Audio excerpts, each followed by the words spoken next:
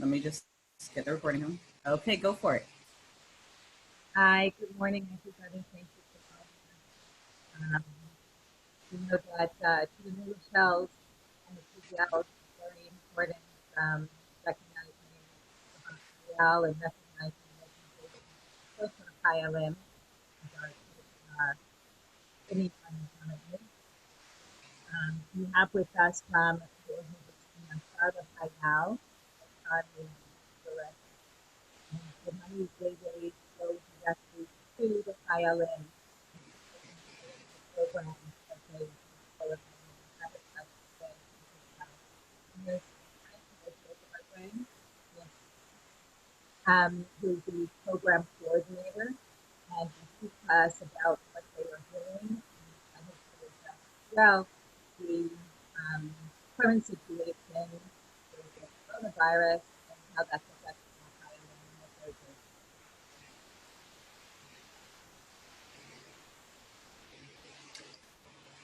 I can't hear anything. I'm sorry. We can you're a lot more clear than Nechama was, so that's good. Okay. Okay. So take it away. Okay. So I didn't really hear the preface of it. I'm sorry. So I'll just kind of get into what I had prepared, and if you guys want to kind of direct me in things that are more interesting, less interesting, then we can take it from there. So first of all, thank you to Nechama and Morty and Eliza for putting all of this together. We're really happy that even though with the corona we couldn't come to you guys, we can still somehow have a way to sit and talk and give you information. So basically, for those who don't know us, who aren't familiar with our work, we began in 2006. The Second Lebanon War. Many people wanted to donate and give to soldiers, and they didn't know how. So they contacted Leon, my boss. He's the executive director. And he basically just went driving up to the Lebanese border and getting things for soldiers, if it was hygiene products, food, snacks, anything that they could get for them. And since 2006, it's been going strong. The demand for things and the needs of soldiers don't just stop. So we keep working to make sure that we can give them as much as possible. So I'll just start talking about some projects. Okay. So one of our biggest projects is the Warm Corner project. We have currently 17 warm corners that are spread out through Judea and Samaria and the Gaza border. We are actually starting to build new ones on the Lebanese border as well this coming year. These warm corners are good for soldiers who need to patrol around these areas, especially the dangerous areas of Judea and Samaria. And they patrol in the communities, and then they have a small warm corner that they can stop at. It has air conditioning, it has water, it has a sink, it has food, a fridge, and everything is for free. And what we do, we provide also not just the structure, we provide a monthly budget so that the volunteers who run the warm corner can restock it with food, coffee, and all the things that are so important to the soldiers. And this project is so great because it provides for a connection between the communities and the soldiers that are protecting them. And I always tell this to donors who come visit. I tell them, you know, a lot of these kids who are serving in the army, they come from Tel Aviv, from the city. They've never been to Judea and Samaria. They've never been to these areas. And suddenly they're protecting these communities. And the fact that we have placed warm corners in these communities gives them a real way to connect to the communities that they're protecting. And an example I can give is just now during the coronavirus, there were a few combat soldiers who are vegan, who were stuck on base for a long time and they weren't provided with enough food. So they reached out to the volunteer that we have in one of our warm corners. And she was able to facilitate a donation and get food for the soldier. And that's just one little connection that was made through our warm corners. So it's a really amazing project. It's one of my favorite. It also allows each corner to really, each warm corner has its own character. The community will have holiday parties, and they'll have all kinds of special guests come in, and they'll do sudden Hanukkah lighting evenings. it's a lot of fun. And the volunteers are always calling me with new ideas for things they want to do for the soldiers. And it's very exciting. So that's just one of our projects. Another one is the Needy Soldier Fund. We live in a world where there's people who are under the poverty line, and in Israel, becoming a soldier, being enlisted is required, even if you're way under the poverty line. Everyone needs to enlist. So we work very hard to provide for those soldiers who are needy soldiers, who come from low-income families, or, for example, lone soldiers who don't have financial support. There are a lot of Israeli lone soldiers who are orphans or who left their homes and are emancipated, or even ultra-Orthodox soldiers who their parents kicked them out of their house because they chose to enlist. So we try to reach all of these groups and provide for them. One of the things we do is hygiene supplies. We call it a supply closet. We go to training bases all over Israel and donate shampoo and body wash, deodorant, toothbrushes, toothpaste, and then the social workers on base hand out these items per their discretion. They know which soldiers need it most. Another thing that we do during the holidays is our food packaging event. We do it during Rosh Hashanah and during Passover. Basically, the whole community comes out and we order pallets and pallets of groceries and canned goods and dry goods. And the whole community comes out. We package hundreds of packages. And then the units come, pick up the packages, and take them to deliver to the homes of the soldiers. So this way, a lot of families who don't have enough to really put on a big Passover dinner, we are able to aid them in that way. And regarding the coronavirus, unfortunately, we had to cancel our Passover packaging event this year because of the corona, because we couldn't have people coming and packaging. And in case you didn't know, combat soldiers were all kept on base. They were all quarantined on base for the past 5 weeks. A lot of them were also on base already for a month before the 5-week quarantine began. So a lot of them were stuck, and we kind of panicked at the beginning, but right away we got everything sorted, and we decided to donate grocery vouchers, because that way we don't need the whole community to come out and package. And even though we kind of lost the event part of it, we were still able to make an impact and provide for the soldiers. So do you have any questions yet before I move on, anybody? Okay. If you have any questions, down at the bottom where it says participants, if you click on that, there will be a little button that says raise hand. Feel free to raise your hands, and I will call on you and unmute you whenever Nir asks what you just asked. Okay, so in addition to the supply closets for needy soldiers, we also donate appliances and beds, things like that, for lone soldiers. That's not a very broad thing we do. That's more of the social workers or commanders that we have good relationships with. If they see that a soldier really needs a refrigerator or a washing machine and the Army isn't able to help them, then they call us and we step in and help. And this is really important. Soldiers go home once, maybe twice a month, and they need a place to wash their clothes. They need to know that they have a working refrigerator at home, that their parents and younger siblings can eat and have fresh food. These are all things that we try to take care of, because an 18-year-old just went to enlist and sacrifice his life to protect our country. So if there's a little thing that we can do for him that'll make it a little easier and put less financial stress on him or her, then we'll take those actions and we'll do that. So we spoke about the needy soldiers and we spoke about the warm corners. Another big project that we're involved in is base enhancement. What we do is, for example, recreational rec rooms, or we call it like refreshment areas on base. A lot of soldiers, for example, I'm going to talk about the border police. They are based in extremely dangerous areas. These are areas where they can't go outside of the base and run around and jog. They can't even go outside to smoke a cigarette in some of these bases. So we provide a little area where they can feel like home, not just I'm stuck on this base where I can't go outside and all day they're dealing with security issues. it's important that they have a place to unwind, a place with a comfy couch, a TV, a PlayStation, a coffee machine, the little things that will just make their life a lot better when they have the downtime on base. So that's a big part of what we're doing. The past year, we've donated at least rec rooms in 4 different bases. Some of the bases had multiple rec rooms.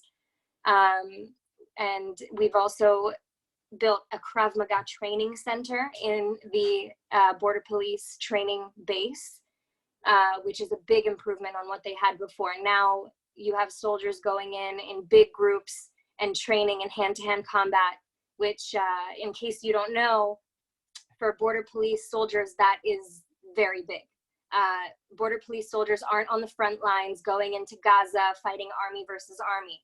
The Border Police soldiers are in the narrow streets of Jerusalem, of the old city. They're in Hebron and in Gush Etzion, and they're in these dangerous areas where they need to be prepared to face a lone wolf attacker that comes at them with a knife.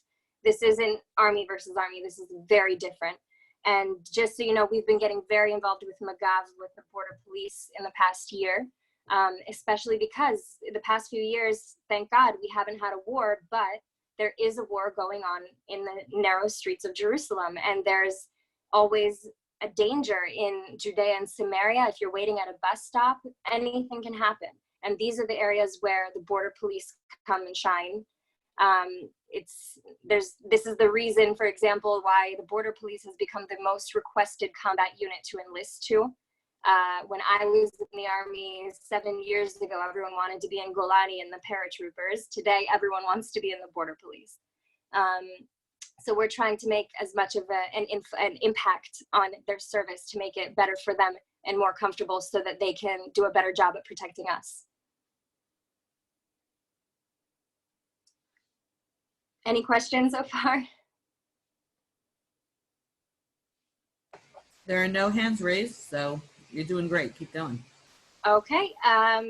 So one of the great things about Yashar Lachayal, one of the reasons that we also differ from other organizations that help the IDF is we're very grassroots. I have in my phone the phone numbers of commanders that are in charge of more than like 3 dozen bases in Israel. I call them, I ask them, what do your soldiers need? And they tell me. I'm not just this big overhead organization that's giving to the Army in general and saying, do whatever you want with it. I know exactly where the money is going. We know exactly who is benefiting from our projects. And it's also good for our donors because we really try to upkeep our relationship with our donors. We send pictures with banners. We make sure that the donors know what we're doing with their money, not like other organizations where you get a general thank you letter and you're not quite sure what happened. Also, another little thing that differs us from other organizations is that our overhead, our employee salaries, all of our expenses, all of that is covered by a generous donor family in Florida, which means that 100% of our donations go to the soldiers. Your money that you donate to Yashar Lachayal doesn't go to pay my salary. It doesn't pay for milk for our coffee in the morning, and it doesn't pay for an expensive gala or a fundraising dinner. We take your donations and we give them right to the soldiers exactly like you meant for them to go. This is tzedakah money, and we plan to use it properly. We don't take cuts out of it. So that's one of the big differences that I can tell you about with us and other organizations. So we're registered with nonprofit status in the States and in Israel. We're on GuideStar with a platinum rating. We have the same recognition as a nonprofit status in both countries. And there's so we've had a good relationship with the TNEC for a long time. Leon actually was also from the area.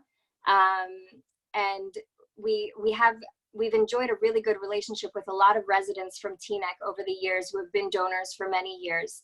And there's good reason for it. They see in us that we are the messengers for them. You know, I used to live in America too, and I know how hard it can be to live far away and still feel that connection to Israel and feel that you're doing your part for Israel. And I can assure you that through us, you're doing more than you could ever do with another organization. I'm extremely proud to work for this organization. So I hope that you would also be proud to work with us as well. Amir, we actually do have a question which was just sent to me via WhatsApp. Okay. If anybody wants to do it that way, my WhatsApp is 201-572-0000. You're welcome to do so. Ellen just asks, how many people are involved in volunteering? And besides money, is there anything else that we can do from here in Teaneck? Okay, that's a great question. I'm going to start with the second one and then go back to the first one. So besides money, there's not a lot because you can't really ship a lot of things from America to here without a lot of problems. What I can say is get in touch with us before your next visit to Israel. If we have any volunteering opportunities coming up, for example, the packaging for Rosh Hashanah or Passover, hopefully the COVID will pass by then and we'll be back to our regular schedule. That's definitely something that families can come, children, anybody can come. You pick up a bag, you pack a couple for soldiers, and you continue on your way, and you're doing an amazing thing. And other than that, we occasionally go out, like for Purim, then we go out and hand out mishlochei manot, the snack packs for soldiers. So if you're in Israel and you get in touch with us and we're doing these things, we absolutely would love to include you to come volunteer with us, to hand out, to give back. It's a lot of fun. People can get jealous of me. I get to go out all the time and do these things. I love taking other people to do it with me because everyone just loves it. So definitely, if you come to Israel, get in touch with us and see if we have any opportunities coming up. And then for the first part, can you repeat the question so I don't miss anything?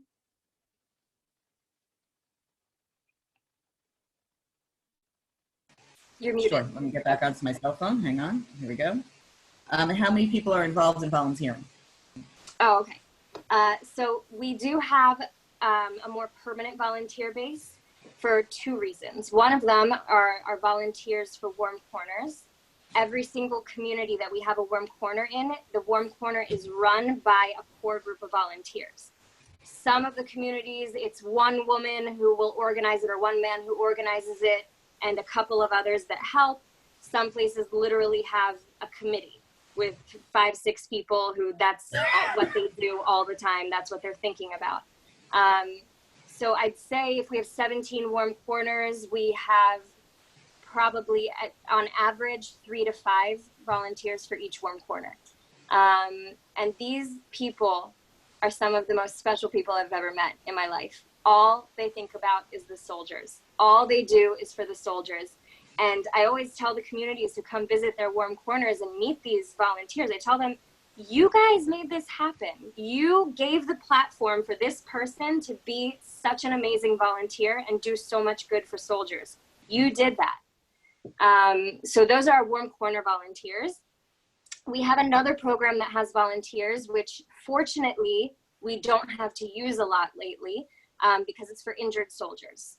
So what happens is many times soldiers will be injured, for example, in the north, in the south, and I physically can't drive to the hospital at the moment or in the next few days to go visit them and see the family. So we have a network of volunteers, and I have them categorized by north, south, Jerusalem, Tel Aviv area.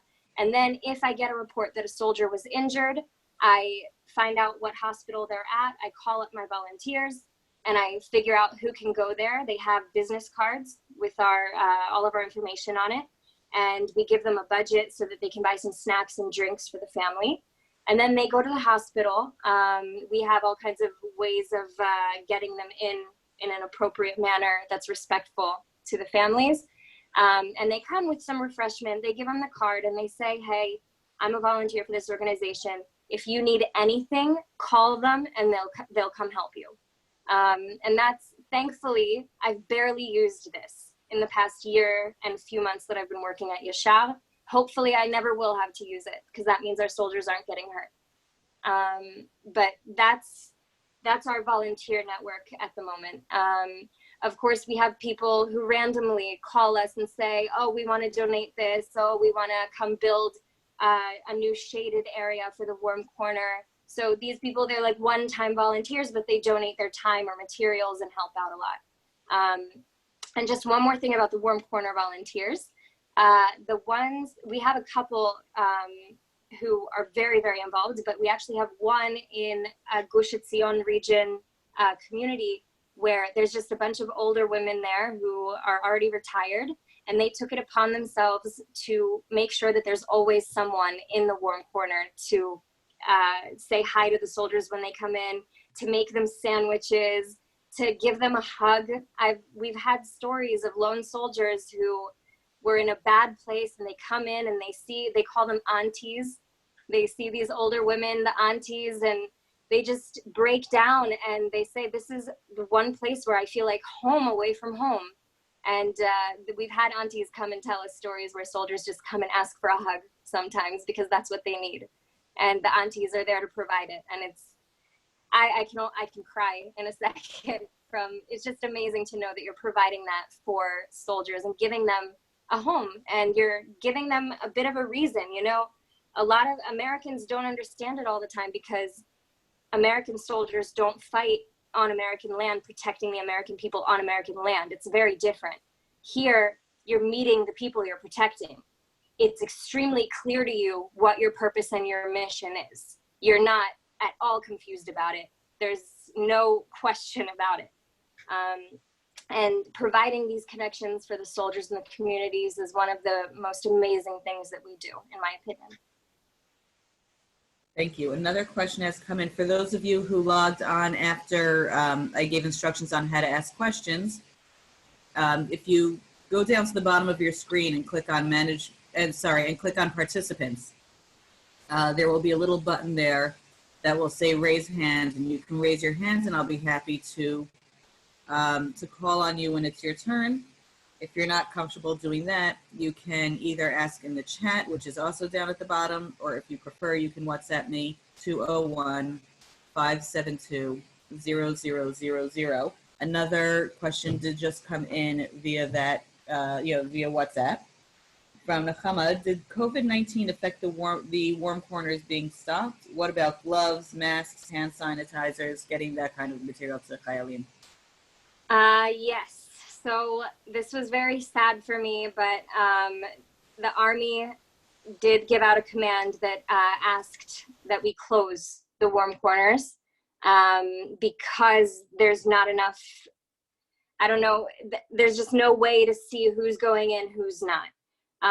They asked that it's not just the warm corners, it's civilians and soldiers in general are not allowed to mix. They're not allowed to touch, nothing.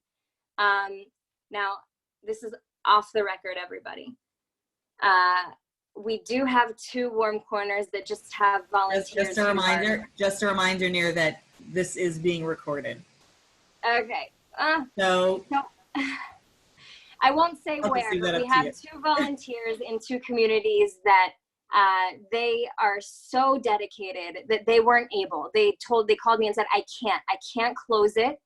So they decided once a week they would go in and sanitize the entire warm corner. No civilians would be allowed in. Now, one thing that was unfortunate, a lot of the communities actually have like I would call it a sign-up sheet, and mothers or families, everyone can bake cakes on Fridays and leave it at the warm corner for the soldiers. So now that's been stopped completely to avoid any problems. But those 2 warm corners that are still working are working very hard. And honestly, I didn't have the heart to tell them to shut down because they're also in extremely dangerous areas where I didn't have the heart to shut it down. So I told them, okay, under the radar, if you're promising me that no civilians are going in and it's going to be clean, then go for it. So yes, so we try to be as effective as possible and do as much as we can. In addition to the warm corners, we also, like I said, the COVID did affect our packaging for the food packaging. And also, because all the soldiers were stuck, we made sure to go to a bunch of bases and give a bunch of hygiene products. We increased the amount that we gave by about 4. So we gave a lot more because we knew that there's soldiers who aren't going to be home for 2 months and they don't have money to buy shampoo. And maybe there isn't shampoo on base for them to buy.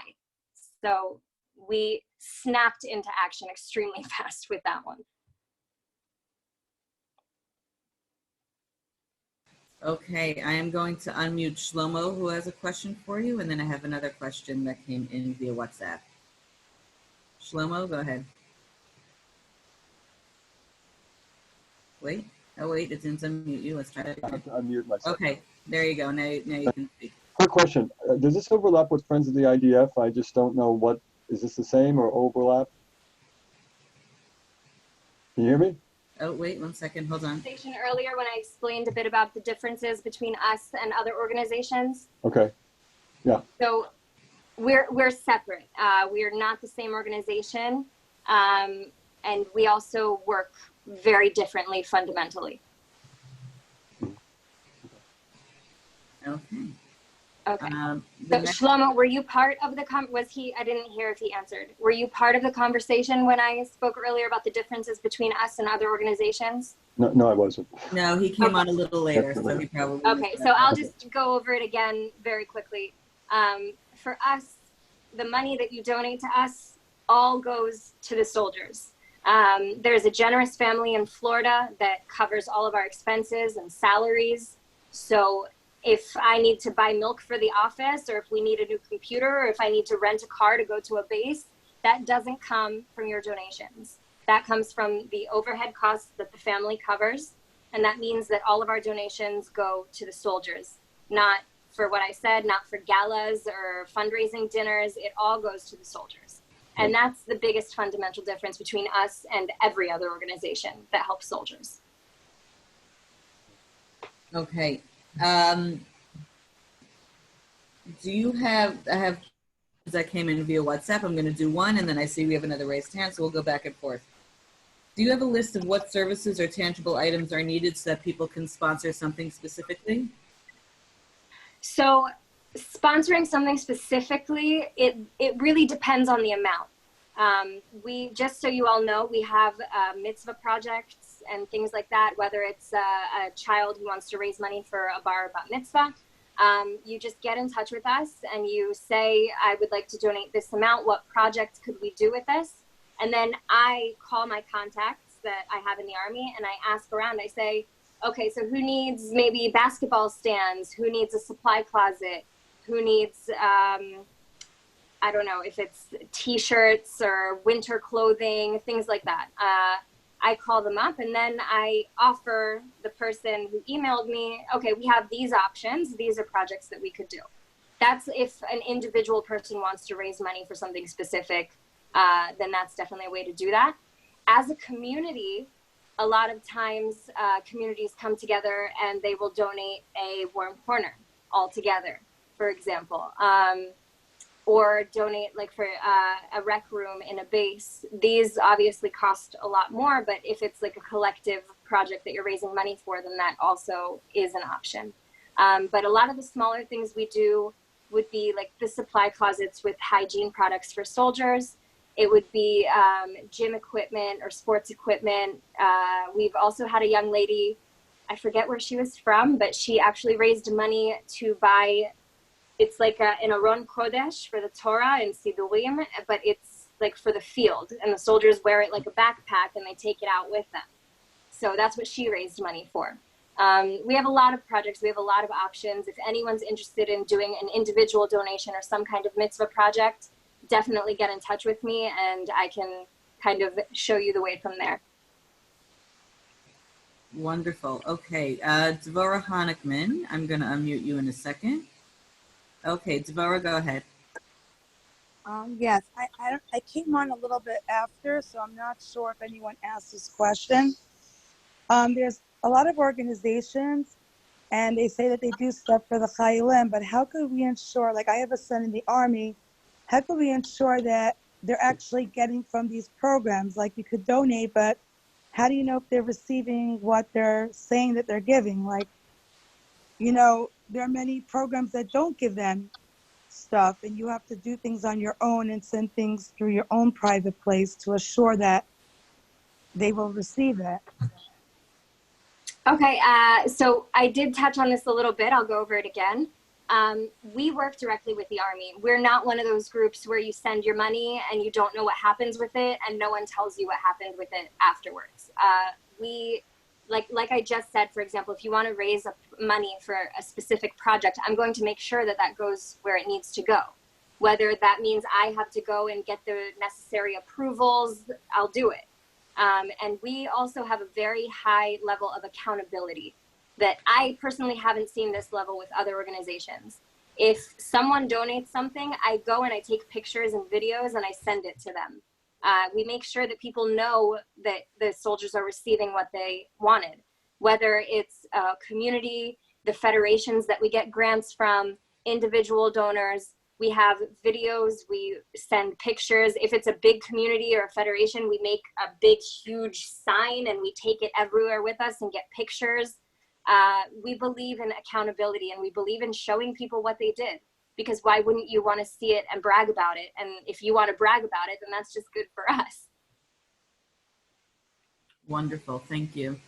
A few more questions have come in via WhatsApp. Any programming for Chayalot? Yes, of course.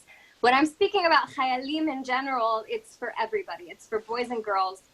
The past few years have seen a radical increase in the amount of women joining combat units, especially the Border Patrol. By the way, almost all the girls I know who want to be in combat start off dreaming about being in the Border Patrol. But we are definitely doing things for girls. All the bases that we donate hygiene supplies for, these are for boys and girls alike, not just male combat soldiers. We also are working on right now doing a bigger donation of feminine hygiene products, because there is a bigger need for it now that there's entire bases with way more women on them who are like, so the difference between combat soldiers and the job soldiers is the job soldiers go home a lot more often. So now that there's a lot more girls in combat units, we need to provide for them a lot more.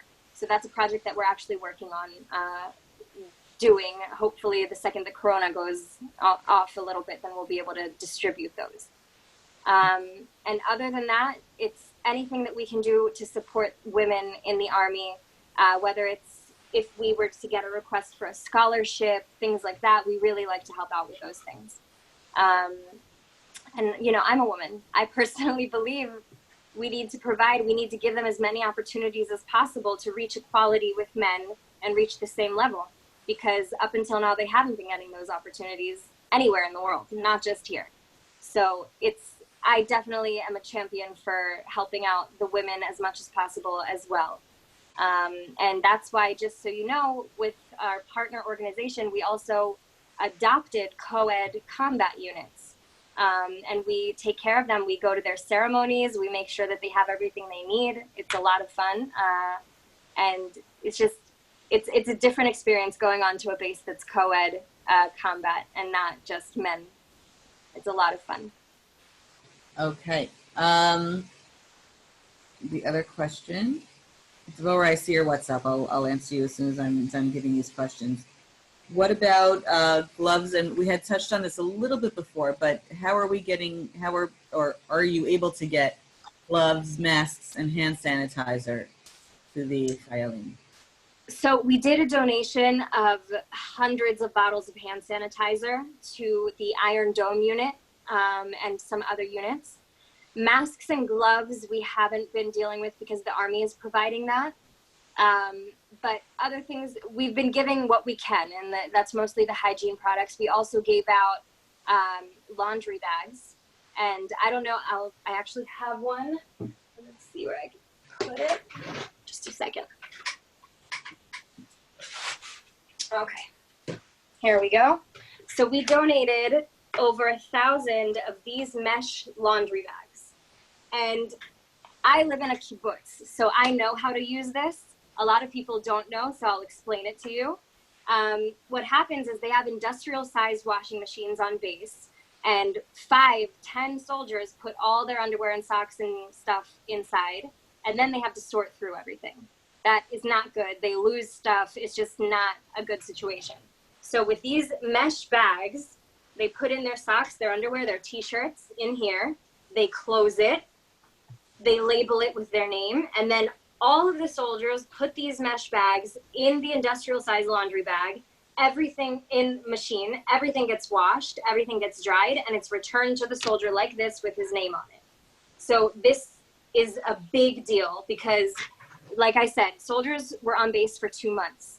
Usually soldiers wait until they get to go home every few weeks to do laundry. My brother used to just come home and dump his whole bag right by the laundry room, and my mom would take care of everything. But now they don't have a mom or a home to go to do laundry. There's actually one commander that we have a good relationship with. He got a huge truck and loaded washing machines on the back of it and drove from base to base helping to do laundry. So we gave him over 1,000 laundry bags and said, hand these out to the soldiers. This will help you. So that was a really great thing. A lot of soldiers got laundry bags from those and they're all really happy with it. We saved them so much time and lost clothing. It's a great thing that we have done for it. And it is especially useful now with the COVID. In addition to the laundry bags, we also gave socks, underwear, and underclothing t-shirts because a lot of them didn't pack enough for 2 months. So we made sure to give donations to the needier soldiers who also need those things. So that's a little bit more about our response it wasn't masks and gloves, but we gave what we could. Okay, thank you. Do you coordinate with other organizations so that there's no duplication of services? The purpose, of course, is to make sure that each soldier receives the benefits which he or she needs. Yes, so all Army donations are regulated through a regulatory body that is in charge of all the donations here in Israel to the IDF. So every donation that I give, I have to send them a request. And then they make sure that it doesn't go over with someone else. And it's happened in the past where I wanted to donate basketball stands or something to a certain unit. And they said, oh, they just got some a month ago. They don't need it. And then they suggest a different unit to give it to. And then based on the situation, whether it's a donor who wanted something specific or if it's something I can play with, then we make the decisions accordingly. But there is a body that regulates it. And we make sure that we're giving to soldiers who really need it. Wonderful. How can people reach you if they want to speak to you privately about a donation in a specific area? Email is the best way. I know that Morty has my email. I can also send it. However, I can send it again to Morty on WhatsApp and he can forward it. Or if you want to disable the disabled chat, I can just write it in quick. Okay, hang on 1 second. I didn't realize I had disabled that. Let me enable it.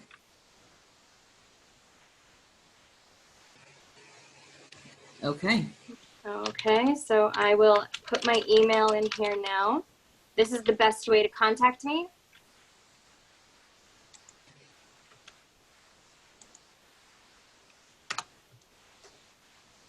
Okay. And all the projects, just so you all know, if you're planning on coming to Israel and you want to do a project before, when you come to Israel, I can't promise, but I will try my best to take you to visit to see the project if it's on a base.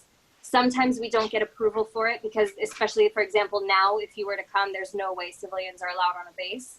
But in normal times, when the donors come, I always try to take them and see what they actually did on the base, meet the soldiers. It's a lot of fun. Okay. And one person WhatsApp me asking for clarification.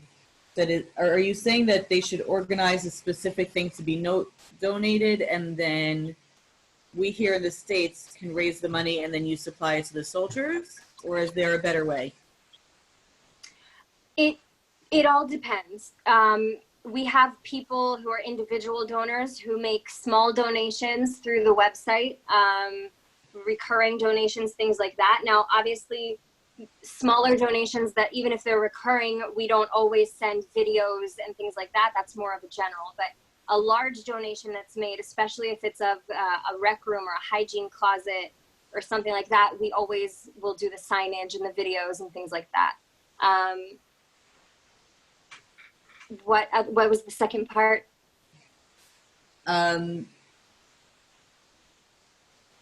Is it if there's something specific that you want donated, is it best pardon me, is it best for us to raise the money and then you supply it? Or So yes, because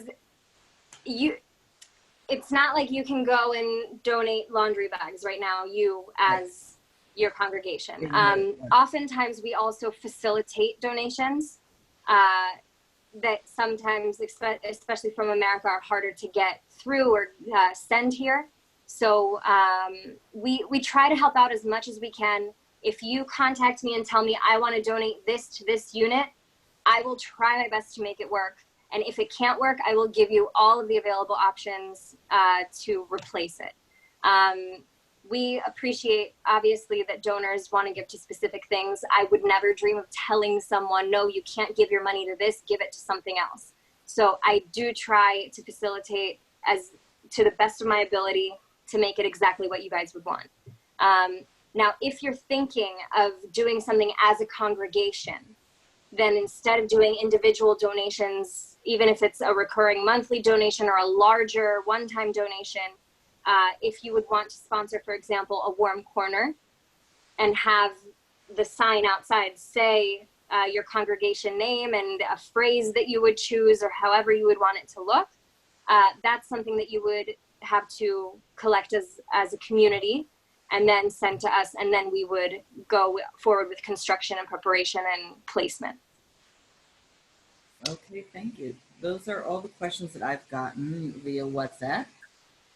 Let me check and see if there are any other raised hands. There are not.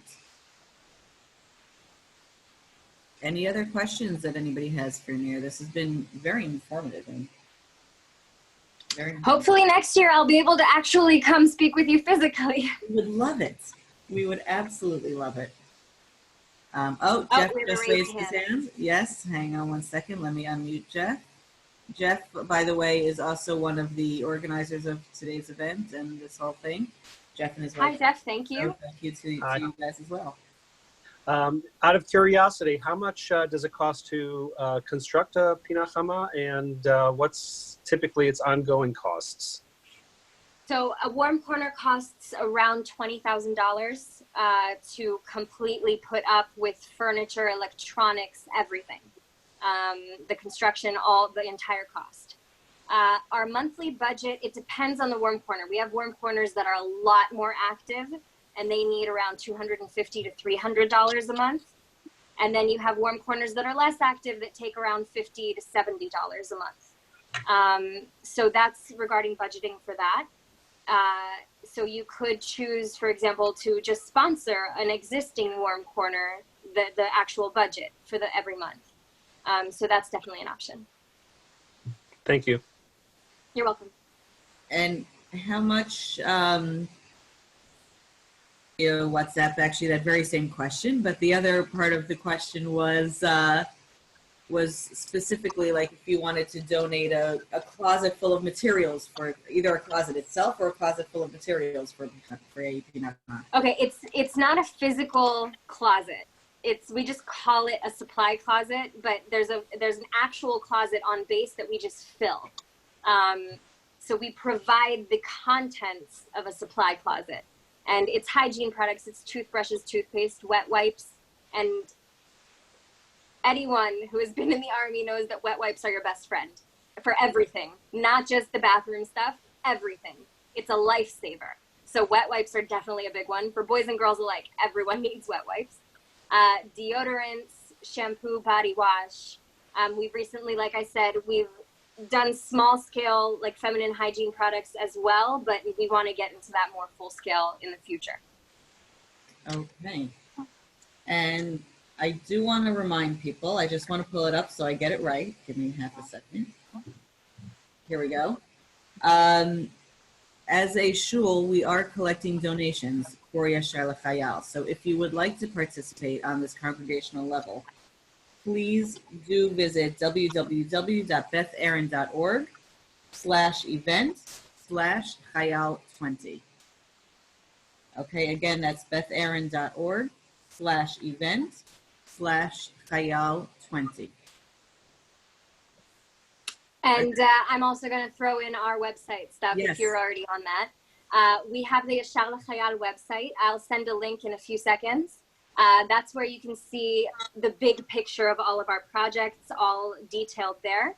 And I also encourage that you follow us on Facebook, because we do our live updates in the moment when things are happening. We post that.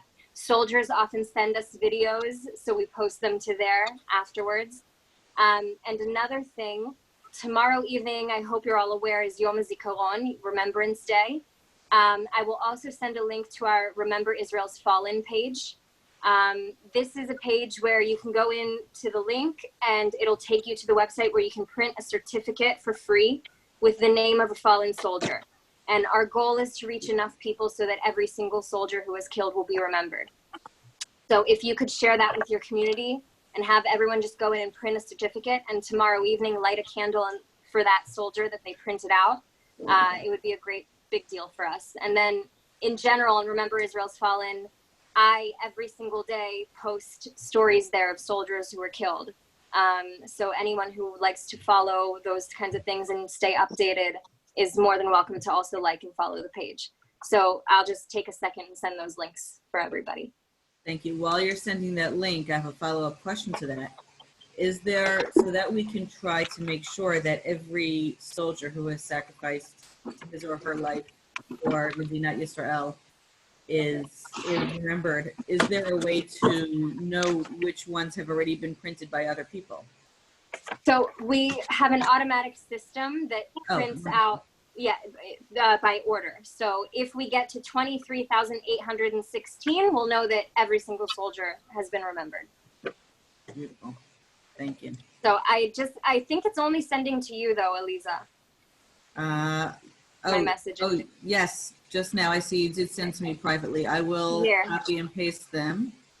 Oh, that's so funny. I sent to you privately by accident instead of to all. Hold on. Okay, so here we go. I'm going to copy and paste these messages to everybody so that everybody can see them. Okay, and there I just sent the Yashar Lachayal. I think everyone should have gotten that. Yes. Okay, so here we go. Here is Nir's contact info. And then use me quick pasting here.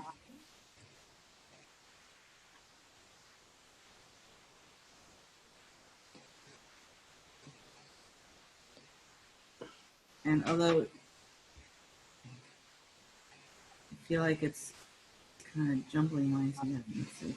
Okay, there we go. So those are the three links. Near's contact, and near if right above where you type it says to. Switch I saw that. I switched everyone. It. Right. Okay. Yeah, thank you. So because it didn't put my three, there we go. And Nechama, I'm going to unmute you. Although you were a little garbled before, so hopefully it'll work better. I want to unmute you. There it goes. Okay, go ahead. For those of you who joined, please pass on to everyone else that is recorded, they missed it, afterwards and find out and go and donate. Nir, thank you so much for your time and your information. I look forward to meeting you when I come to Israel to visit my children, and to be in touch, to be able to. You have a son in Netzach Yehuda, don't you? I have him, he's in Chet. In Chetz, okay, very cool. Leon told me. So when you come, maybe we'll go visit him on base or something. Sounds great. Anyway, thank you, everybody. Thank you. Safe and stay healthy. Bye. Thank you, Nir, and thank you to the organizers of today's event, Nechama Hudel, Jeff and CB Neugershell, and Morty Unger. Thank you for bringing this wonderful program to us. And Nir, thank you for all you do. It touched my heart deeply. Thank you. And I can't wait to see you all here. Be'ezrat Hashem. Stay healthy. I mean, you too. Bye-bye. Hope to.